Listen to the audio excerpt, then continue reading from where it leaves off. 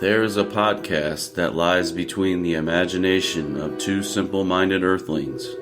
Travel with these two longtime friends, Jimbo and 80s E, as they attempt to explore the fifth dimension. Follow along with them as they take the key and unlock the door to the vast space between shadow and substance.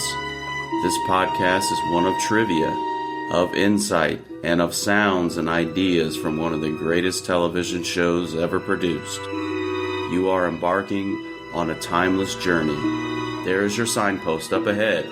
You are entering the tragedy of cinema's Twilight Zone.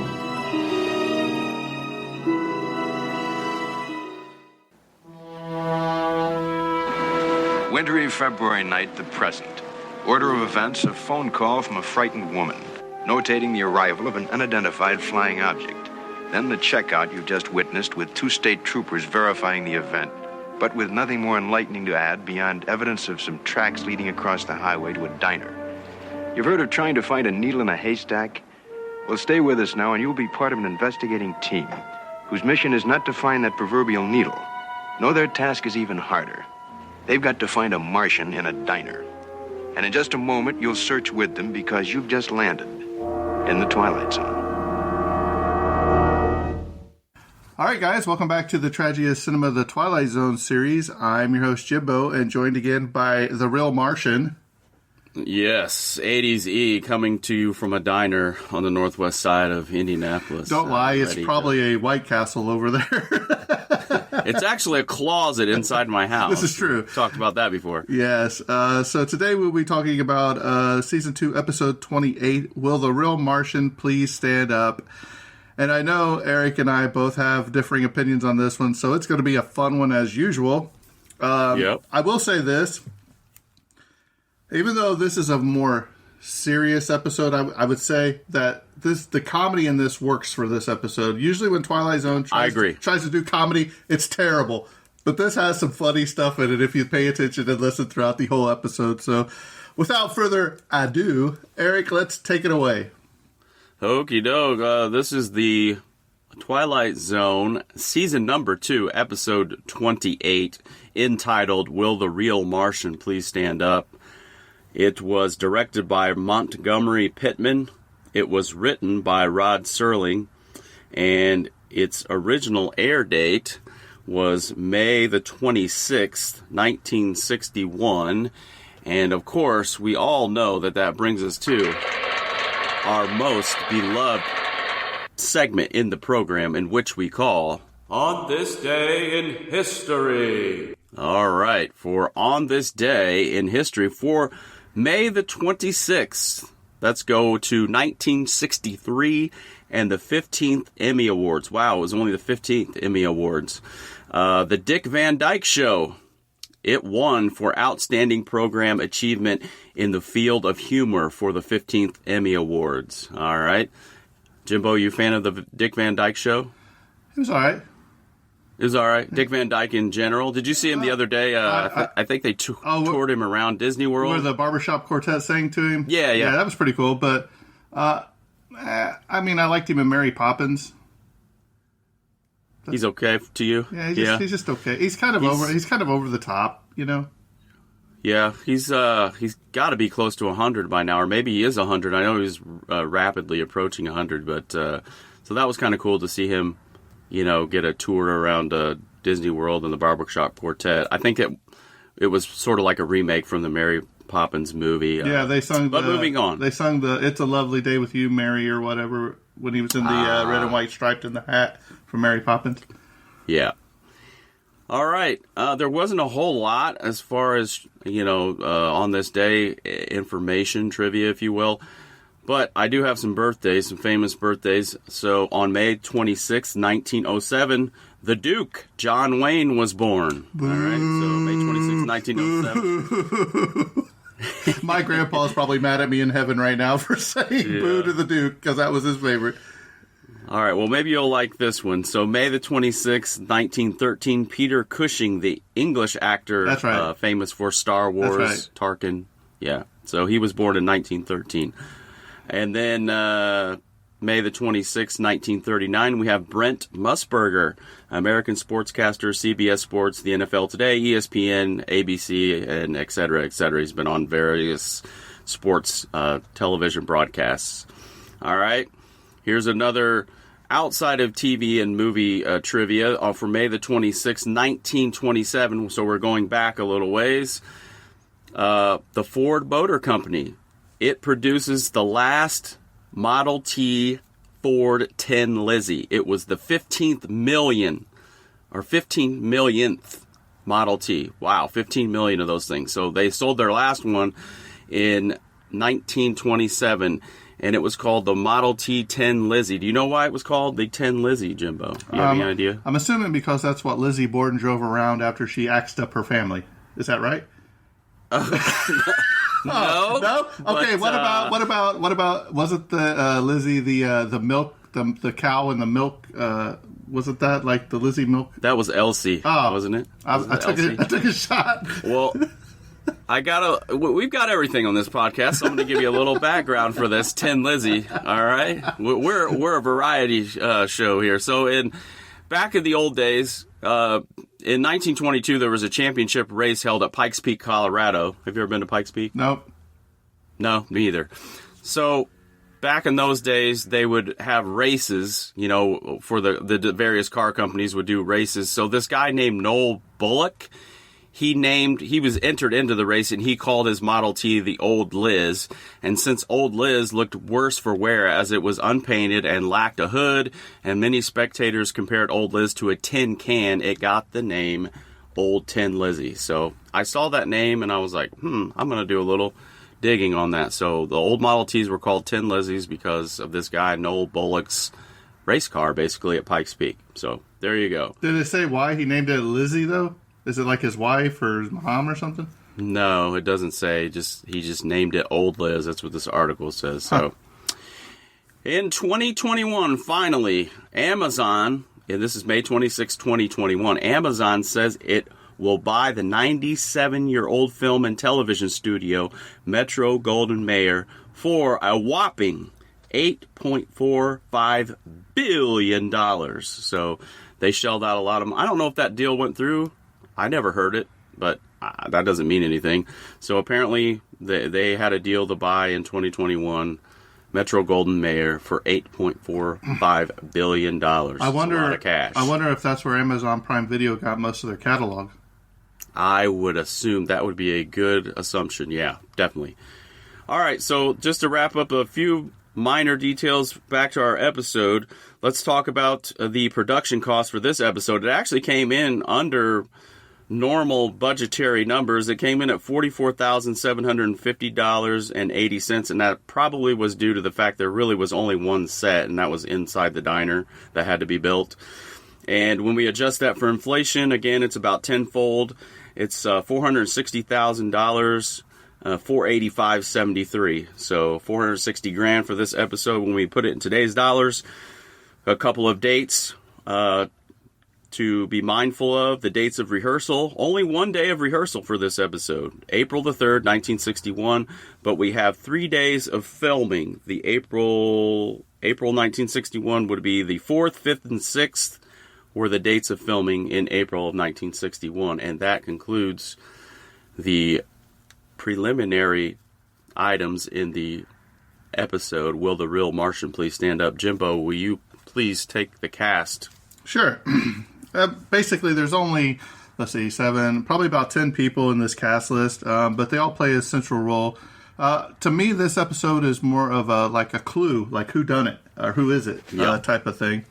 And Eric, just out of the way of reference, do you know that the name, some of the working titles for this episode were The Night of the Big Rain, The Missing Martian, Nobody Here But Us Martians, and also, but they finally came up with Will the Real Martian Please Stand Up, and that came off of based off a TV quiz show, To Tell the Truth, where a famous contestant would try to claim to be the same person, and at the end, the real contestant was asked for the real person to would you please stand up? So that's what the title is based off of. So here we go with the cast. You had John Hoyt, who played Ross. He was in When Worlds Collide in 1951, as well as Attack of the Puppet People, where he played Mr. Franz. You had Jean Willis, Willis, we'll say, and she played Ethel McConnell. So she was in, you remember a little movie called Invasion of the Body Snatchers in 1956, where she played Nurse Sally Winters. Jack Elam, who... he is just a wild one if you even look at him. He's known for some westerns, but he played Avery. He was in Once Upon a Time in the West. He was also in a little movie from 1981. Eric, did you ever see The Cannonball Run, where he played Dr. Nicholas Van Helsing? Then you had Barney Phillips. He was Haley the bartender, or the cook, if you will. He was in 4 episodes of The Twilight Zone, but he was also in a little movie called I Was a Teenage Werewolf in 1957. And Eric, do you know who is the star of that movie? I've forgotten. Michael Landon.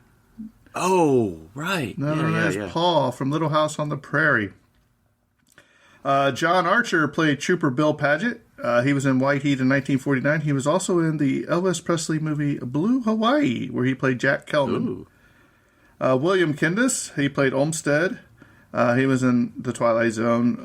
Morgan Jones played Trooper Dan Perry. He was in one of Eric's favorites, Forbidden Planet in 1956, where he played Crewman Nichols. You had Gertrude Flynn, who played Rose Kramer. She was in A Funny Girl in 1968. Then you had Bill Irwin, played Peter Kramer. Eric, he was in Planes, Trains, and Automobiles as the man on the plane. He was also in Home Alone as man at the airport. Yeah. And he was also in one of the great science fiction / time travel movies, Somewhere in Time, where he played Arthur Bill.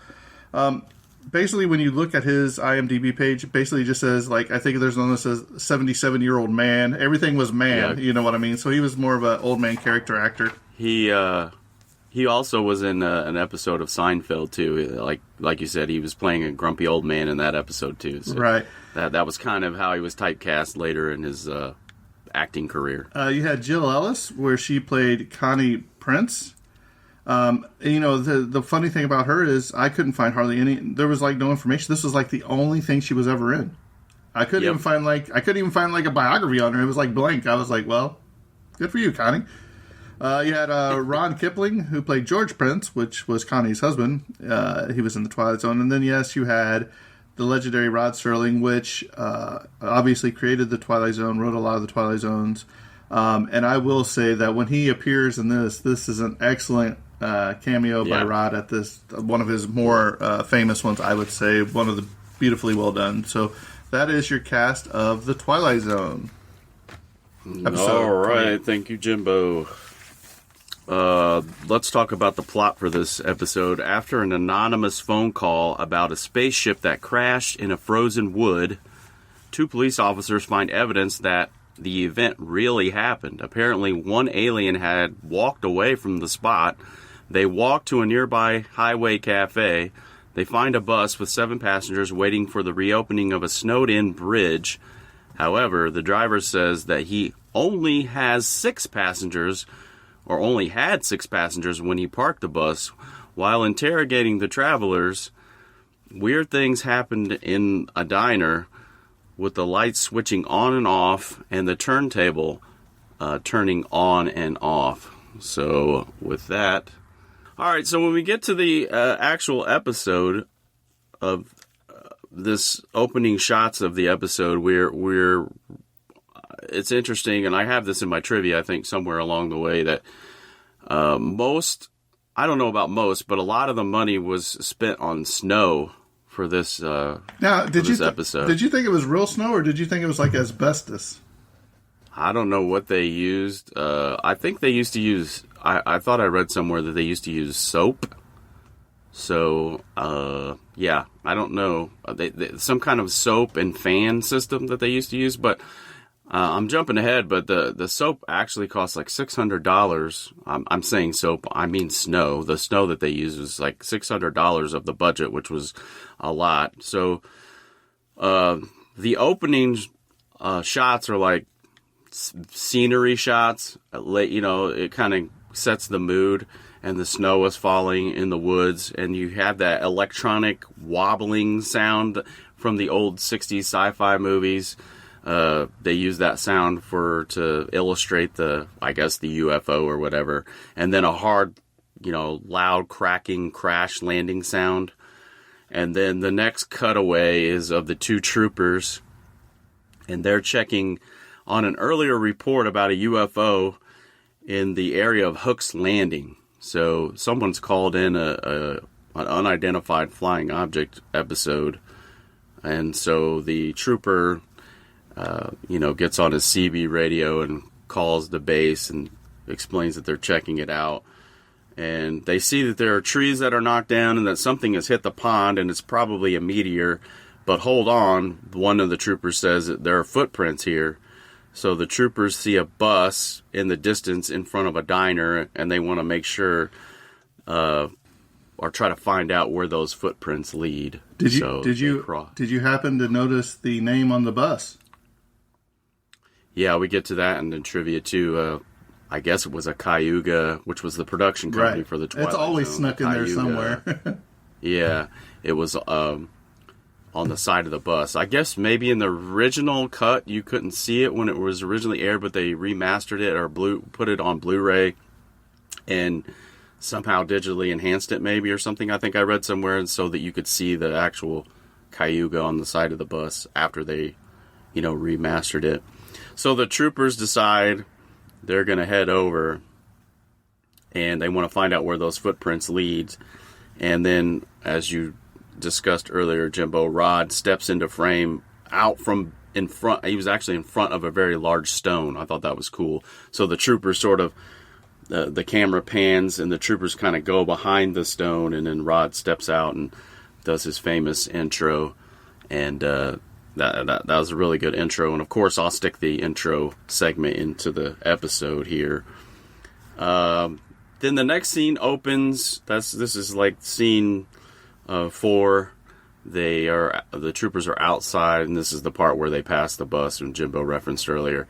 And then they step inside of the diner, and this is where we'll be for the pretty much the rest of the episode. The episode is shot inside the diner.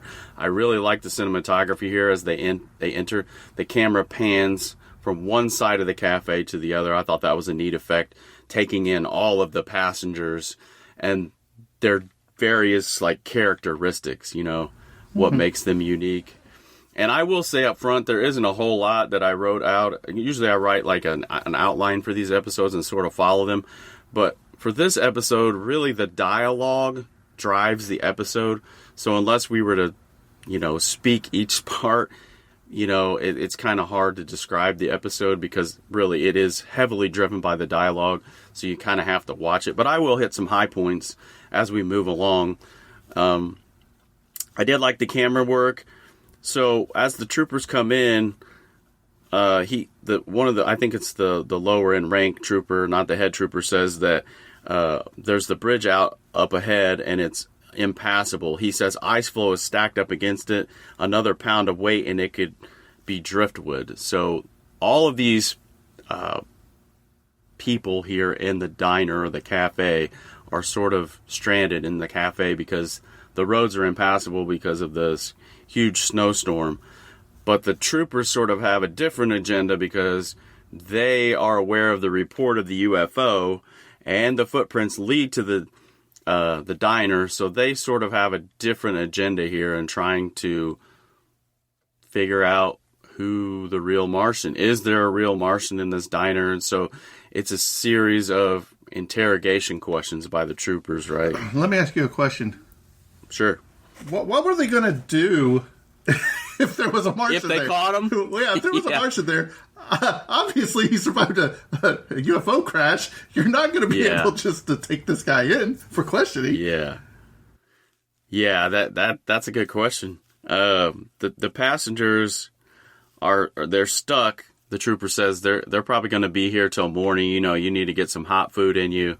And, Hoyt, who is John Hoyt, whose character's name is Ross, he's the business guy from Boston. He's like, I got to be at a meeting in the morning. Like, I can't be stuck here.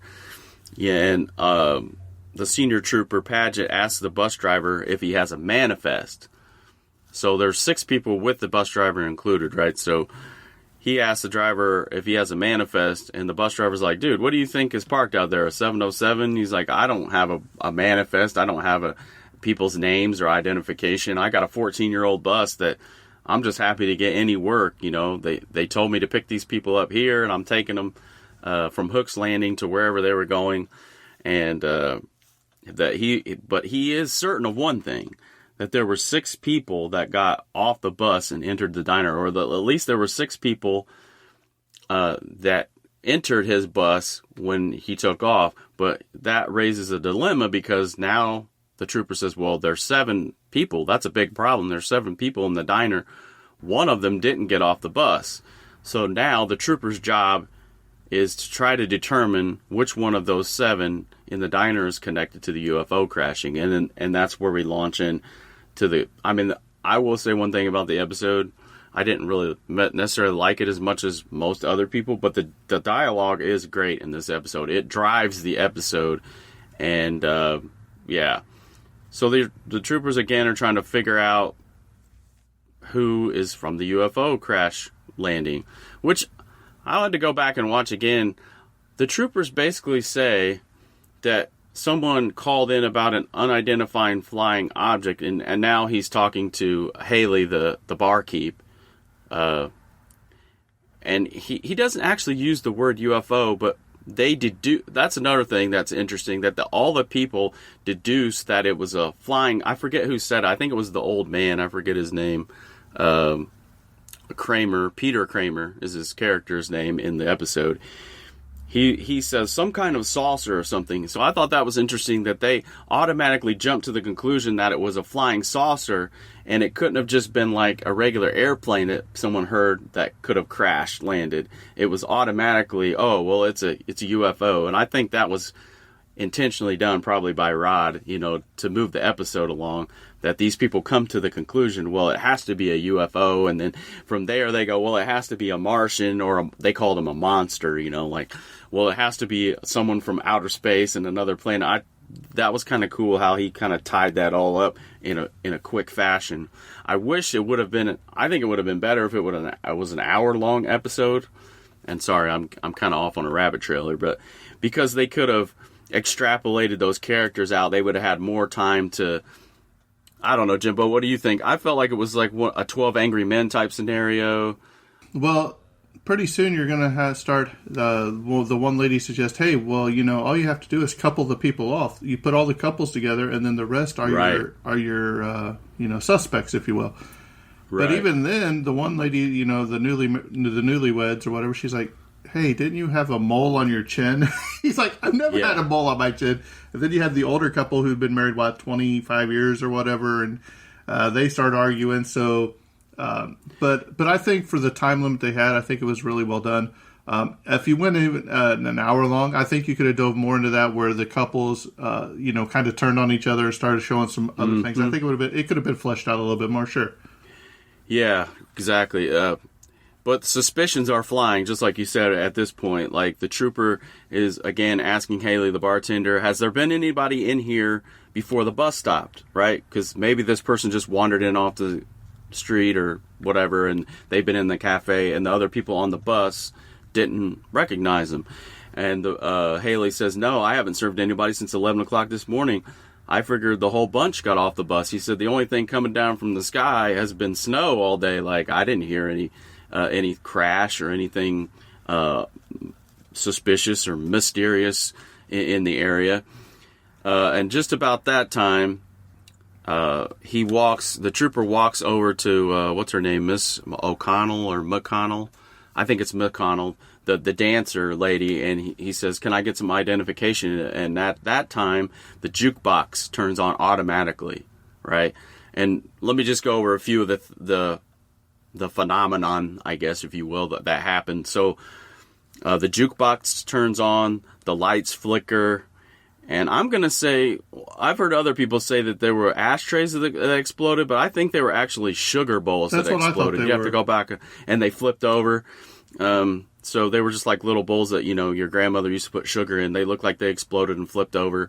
The payphone rings, those are just some of the phenomenon that happened, again, throughout the course of this dialogue. And these police officers are investigating basically each person in the diner to try to come up with any clues. Well, I like when they asked the bus driver's like, oh, no, she was on the bus. And he's like, how do you know? He's like, she's the only one I paid attention to getting on the bus. Right. So, and there's which is funny at the end, at the end of the episode, too. I'm sure you saw the police officer and the bus driver exchanged a look right when they were loading the bus, when she got on the bus at the end of the episode. That kind of reminded me of, what was it, Billy Madison? When Veronica I thought the same thing. Yeah. But at the center of all of these suspicious people is Jack Elam, or Avery. He's like the red herring in the episode. Everyone's attention, the audience's attention is supposed to be turned to him. He looks like the most obvious person who would be the real Martian because he's kooky looking. His eyes are going different directions. And I got a little trivia about his looks and all that, how that happened here in a minute. But so he's sort of the plant, if you will, and Jimbo described it very well. It's almost like an episode of Clue, a whodunit type of situation, or even you could loosely even say it was kind of like the Monsters Are Due on Maple Street, and like everyone is suspicious that people start turning on each other. It was probably a little more lighthearted episode. It wasn't as dark as the Monsters Are Due on Maple Street, but it was kind of the same formula. Well, He's even going as far as saying, like, hey, this is like, a real Ray Bradbury or something. He's throwing in these science fiction words to people. And so he's putting the target on his own back. But then they start asking, like, hey, who won the World Series last year? And he's like, well, see, very smart. And he gives the score. And who was in there. Like, look, it can't be this guy. You know what I mean? Unless they know they're monitoring us or whatever. Yeah, exactly. So, I mean, this pretty much... I'm going to kind of wrap it up here because this is kind of what drives, again, the episode. There's a lot of this back and forth. So we come to the end and the phone rings and it's the engineer, the county engineer that gives the all good signal to the trooper. The trooper answers the payphone and the bridge is good. It's passable. So the trooper says, we're going to go out ahead in the police car and you can follow in the bus and, we'll get you guys out of here. Eric, I have a question for you. Yep. Do you think that phone call was placed by the Martian to get the people on the bus? Yes. He's sinister at the core, right? Because he's the one that what if you're a Martian and you're trying to blend in, that was one of my questions and observations. Why would you be doing all this crazy phenomenon to try to out yourself? I think he's devious, and I think I don't want to give part of the great reveal, the twist at the end, because I'll save that for later. But, I think it was totally on purpose. I think it was actually him impersonating someone. So I guess we could add that to the list of phenomenon, right? He impersonates the county engineer or whatever. So I'll add that to the list of phenomenon. But going back to Jack Elam, or Avery, the crazy, wild-eyed guy, the grandpa, old man, as he's referred to in the episode, as they're loading the bus, the driver says, well, I counted 7. And the trooper says, that's right, 7. And Avery says, bet you by the time we get to Boston, there'll be 17. Yeah. He's just saying all kinds of wild, off-the-cuff stuff. And so the passengers load the bus. And then in the final scene, Ross enters the diner alone, right? He comes back, or the guy that was going to Boston. And here's one question for you that I thought was interesting. If you notice, right before he walks in, there's a shot of the jukebox, and a record is being loaded in the jukebox, and it begins playing the record again, seemingly without anyone making a selection. Wouldn't Haley, the bartender, notice that? Right? Well, I mean, or was he doing... Do you think... Here's a second question to that. Do you think Haley was doing some of the phenomenon? Well, sure. Well, okay. I mean, we get to the end, and I think it was probably Haley. Go ahead and let's wrap it up because it gets interesting here. So, I mean, I think it's the bartender, and we'll find out why. Yeah, take it away. What happened? Okay, so you tell us. You have what was his name? Not Haley. Who's the other guy? Who's the old guy? Ross. Was it Ross? Yeah. Yeah. The guy from Boston. Yeah. So he walks in and he sits down at the bar and he's like, "Hey," Haley, the bartender's like, "Hey, weren't you one of those guys that just left on the bus?" And he's like, "Yeah." He's like, "Bad accident." He said, "The bridge gave away and everybody died except me." And this is where he sits down and you start seeing the big reveal. He sits down, he asks for a cup of coffee, and he starts drinking his coffee, but also a third hand comes out from the side and gets a cigarette, puts it in his mouth, and the other hand lights it. Very well done. He said, "What you don't understand, is actually I am the alien." He said, and my fellow Martians are on their way because he was from Mars. And, we figured this little out of the distance, place is a nice place to colonize. And this is where you get the other twist that Haley's like, yeah, I agree, but you're wrong on one thing. Your people aren't coming. He said, we too agree that this is on Venus. The Venusians, if you will, that this would be a thing, and we've already called our people, and your Martians have already been intercepted or whatever, so they're not coming. Mm-hmm. And he pulls back his little hat, and there's a third eye on the middle of his forehead. So with that said, I've got a little trivia on the third hand and the eye, if you will, from my great book, The Twilight Zone Companion by none other than Mark Scott Zickery. Very, very awesome. So here we go. In the end, we see how the Martian differs from an Earthling as he lights a cigarette and drinks a cup of coffee using 3 hands instead of 2. And again, it is very well done. The effect was easy to accomplish. Someone crouched behind John Hoyt, reaching an arm around and under one of Hoyt's real arms. The arm was clothed in the same materials as Hoyt's arms, and an overcoat was draped over Hoyt's shoulders to obscure the fact that the extra arm didn't originate from his body. With plenty of rehearsal to ensure a fluidity of movement between the 3 hands, the illusion was complete and perfect. However, not so successful was the way in which the Venusian, Barney Phillips, differed.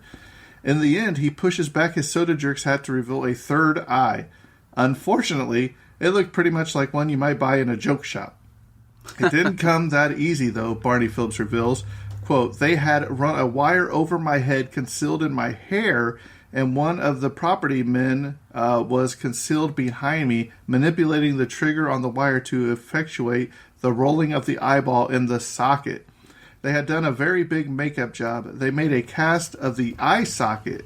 I guess they must have spent well over a day working with me fitting that device prior to the actual shooting of the show."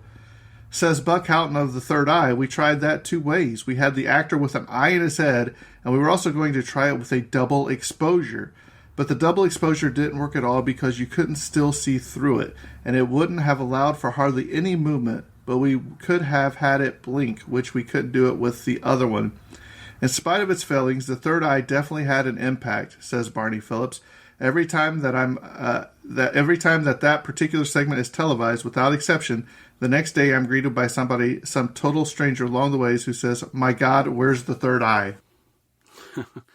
So, I got a question for you. Did you notice, even with all the wire setup and everything in reference to the eye, did it move? To me, it just looked stable. It does move. Okay. I have to go back and watch it again more closely. It just looked like it just stared straight ahead. But, yeah, I guess originally, too, I read somewhere that he was actually supposed to have 4 eyes, 2 on his forehead and then 2 regular eyes, but they had to go down to 1 because, for whatever reason, they couldn't get, 4 eyes situated. So, yeah, pretty interesting stuff there. That's the behind the curtain stuff. I didn't actually see it move. I have to go back and watch it more closely again. But so yeah, the great double twist is, Ross killed everybody in the bus crash through the bridge, and Barney Phillips, aka Haley is a Venusian, and Ross is the actual Martian. Let me ask you this other question. Twist. Do you think, twofold. One, do you think that Ross made the phone call for the bridge to be okay, or do you think Barney, or do you think Barney made the bridge collapse? I think it was Ross that made the fake phone call. Barney saying, "I can't let this other Martian escape. I'm going to go ahead and kill him." You know, the I didn't think about that side. I didn't think about that side of it. I'm thinking more of the Ross side of, like, okay, I got to get rid of I got to get out of this diner and away from these troopers before I get discovered. So I'm going to create this elaborate ruse through the phone call so that I can get them back out on the road and, basically fake that the bridge is good and they'll fall through. But my question is, do you think that Ross would have done that? Do you think Ross was literally just trying to get away? And Barney's the one that called in to have the bridge collapse so that way he could trap the other Martian there. Yeah, I mean, either or, right? Those are all good, explanations, if you will. But I thought it was funny a little bit that he didn't know what wet was. That Ross, wet? What's wet? Like, and Haley's asking him, well, you're not even wet. I thought that was, I don't know, that line probably could have been taken out that late in the episode. Like, he doesn't know what, I don't know, maybe he's brand new to the planet and he doesn't know what wet is. And Haley, the Venusian, had been here longer. And so, yeah, that was kind of weird line. But that's the end of the episode. The great reveal, probably one of the biggest, I mean, other than, what's the episode from season 1, the double twist? Yeah, exactly. That's what I was going to say. The stop at Willoughby. I think this is the second one that I know of that has the double twist. Right, and it's probably one of the most recognizable twists in the Twilight Zone. But, all right, let's move on to a little bit of trivia here.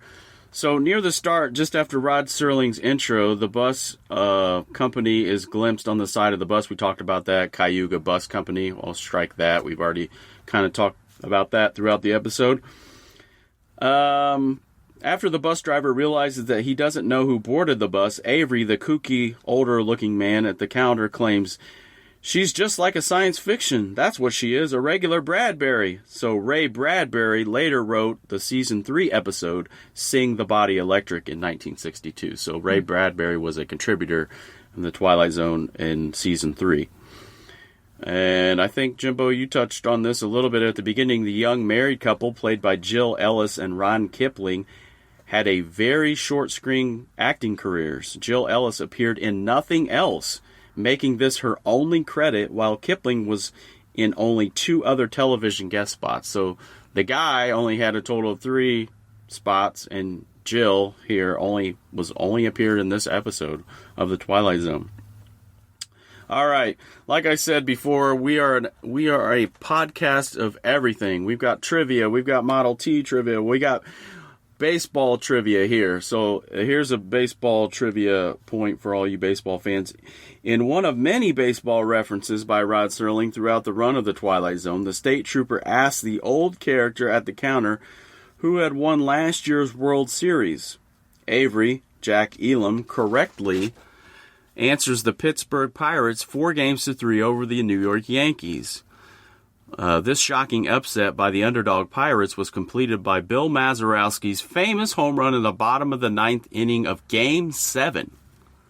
And as of 2022, remains the only such event in World Series history, dating back to 1903. So, wow, that goes back a long way. The only home run hit in Game 7 in the World Series to win the game.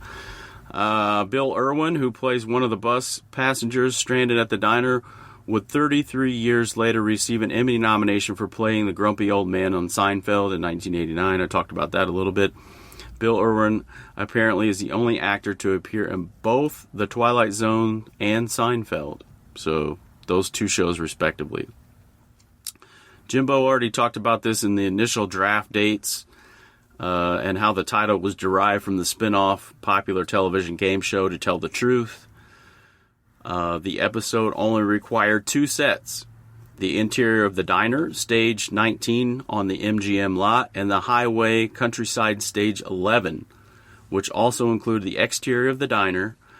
The exteriors cost $350 to design, but the snow effects cost more than $600. And the interior of the diner cost $900. So just some little points of reference as money was concerned. So the whole exterior only cost $350, but the snow itself costs almost double. Morgan Jones, who played the role of Trooper Dan Perry, had to record his lines separately later that month because after the film was processed and cut, it was discovered that his voice had not been picked up well by the microphone. On the afternoon of April the 27th, he reported to the sync room A, actually, at MGM to record his lines so that they could be synced to the soundtrack. And I thought this one was funny. This is a good piece of trivia.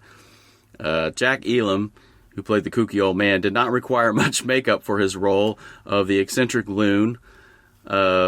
Basically, he already had uneven, discolored teeth, a bumpy nose, and his hair was receding and jet black, and of course his protruding eyes. His left eye was sightless.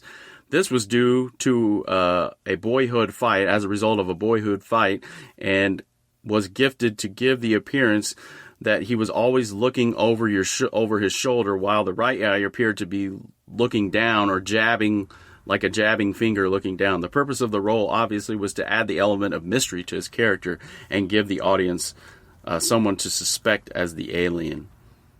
In the script, the third arm and the hand of the space visitor was supposed to pick up the menu and the other 2 hands to light a cigarette. This, however, would have been a bit difficult even for 3 arms and an actor to speak his lines while looking at the menu, so the effect was just limited to lighting the cigarette. No doubt, due to the sponsor's influence, or their insistence actually, this episode features a heavy product placement of Oasis cigarettes. So if you watch the episode, literally almost everybody in the episode is smoking, and they were smoking Oasis cigarettes. Actually, in the diner, 5 different people are seen smoking cigarettes. In the finale, when Ross reveals that he has 3 arms, the pack of cigarettes is Oasis, which can be clearly made out on the screen. His comment about Earthlings, cigarettes are pleasing to him, they taste wonderful, is actually the sponsor's slogan. They taste wonderful was their slogan, I guess. The sponsor's slogan was not even in the script, but the decision of product placement was. The alien from Venus, the planet Venus, played by Barney Phillips, was supposed to have 4 eyes. We talked about that. An extra 2 on his forehead, as indicated in the script. Makeup man William Tuttle was only able to add 1 eye, however, to his forehead by rigging a hidden wire. Jimbo talked about that. The hidden wire designed to allow the man off camera to move his eye from left to right. A number of the props in this episode were taken from 100 Yards Over the Rim episode. The signs hanging on the wall and the jukebox itself were props used from that episode. And I got a lot of this trivia out of the Martin Grams Jr. book, The Twilight Zone, Unlocking a Television Classic. All right, and I got 2 goofs, and we'll wrap with our observations and questions. One goof was when the customers are getting ready to pay. About 19 minutes in, Connie Prince, the young lady from the young couple, stands up, and her coat is on her arm. When she stands up 1 second later, when they cut it together, she is in line to pay, and she's actually wearing the coat when they cut those pieces together. And then finally, when the passengers leave the diner and board the bus, Jimbo, you might have noticed this, they get in on the wrong side of the bus. Yeah. They actually enter from the driver's side of the bus. So that was 2 little goofs. And that's all I have as far as trivia. I will move to you, sir. Give me your ratings, observations, and questions. But before we get to that, what prop would you keep from this episode? The eye. The eye? The third eye. Yep. I think I'm going to have to go with the jukebox. Yeah? I think the jukebox would be pretty cool. I always wanted a real jukebox, Every time I see one, if we're out of town on vacation, like at 50s, I had to go play it. I mean... Yeah, of course. Especially the old ones, like Happy Days and stuff, so... Yeah. All right, so Eric, here we go. I think that the cinematography is awesome in this. The lighting and shadow is superb, especially when it's going off of you. I think Ross is talking, and it goes off, and it goes from real light on his face to dark to light to dark. It gives him a powerful looking presence.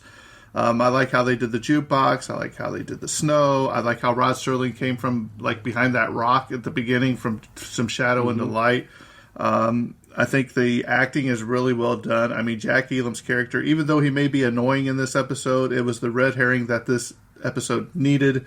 The twist and then the double twist was fantastic because even though I have seen this episode before, when I first watched it, I'm thinking, oh man, this is a great episode. Then that second twist just put it over the top. You said that Ross might not know what is. Well, if you think about Mars, there is no water. Whereas on Venus, it's made up of a bunch of water and electricity and all that. So I think that fit right in, if you know your astronomy, if you will. To me, this is a solid 8.5, maybe even a 9. It is definitely one of the upper episodes of season 2. It might make my top 10 list when we do our tragedies. And some of the performances of this is outstanding.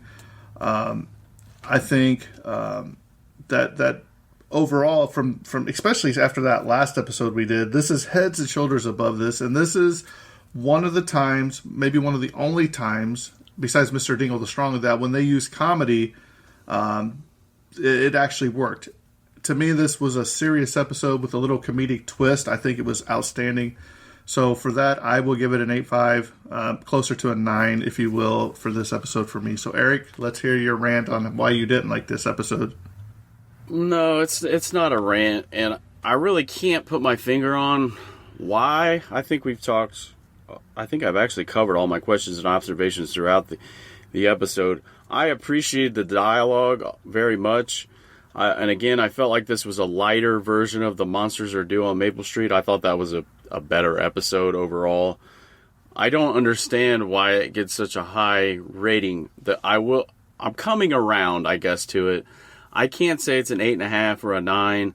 I do feel like they were on the nose with the subtle comedy in this. This was a lighter episode, but yet there was mystery and intrigue woven into it as well. I don't know why. I just can't get over it. It just, I don't know. I wouldn't say it's a 9. I will agree with you. Let's talk about where we would agree. I agree that it's much better than the episode The Mind and the Matter. That one was pretty, I don't know, pretty boring, honestly. And it intrigues me enough to where I wanted to go back and watch it again and again to try to pick up things. But I can't put my finger on it. I don't know. It's not one of my favorite ones. I guess maybe it's overhyped in my mind. But it was good. I'm not going to take away from the fact that it was good. And maybe I'll come around and like it more. You know how, Mirror Image, I hated that one when I started. But then I watched it again and again, and it kind of grew on me. That's how these episodes a lot of times are. They will grow on you, and you'll be like, oh, that sounds about, oh, that's kind of actually good. Oh, I like that part right there. So it was good. It was better than okay. A lot of times I'll say, oh, it was okay. No, it's better than okay, but is it like one of the best episodes in season 2? I don't think so. You think so? You probably would put it in its top 3. Well, let's not get carried away there, Cummings. I would say it's in the top 3. I probably, I don't know. We'll have to. Where are you rating this? Where are you rating this on a 1 to 10 then? I would say it's a solid 7. Okay. But I don't think it's an 8.5 or a 9. I'll take that from you. It probably will. It probably will make the top 10 if I'm being objective for season 2, just because. But you'll never get me to move on the Invaders episode. I'm sorry. I can't move on that one. That one's terrible. You need to go back and watch that again, Eric, several times. But other than that, yeah. I mean, I would recommend it. It's good for a watch. It's classic. It's highly acclaimed. It's well known in the Twilight genre realm. It's got a lot of accolades behind it. Again, the dialogue and everything is well written. It drives the episode. It sucks you in with intrigue, and yeah, it's light, and at the same time it's very dark at the end when we realize that the Martian, he killed everybody in a bus accident and everyone drowned. Like, that gets super dark at the very end, and you can tell his demeanor is completely changed. So I can appreciate that. You know, maybe I'll appreciate it even more when I watch it again. But yeah, I give it a solid 7. So moving on.